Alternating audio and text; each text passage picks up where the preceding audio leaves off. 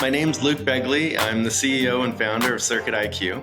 We build smart tools for electricians, and the problem we solve is we re-identify electrical panels in older properties where that information has been lost.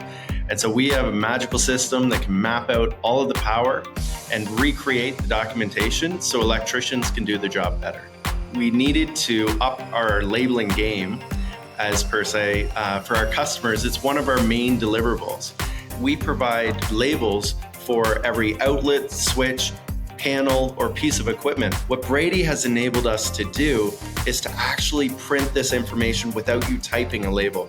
Our app tells this system through wireless connection, and this is battery operated, so you can take it anywhere, and it even has a belt clip so it can clip on the side of your holster. So then you can hands-free add labels to every outlet or switch as needed.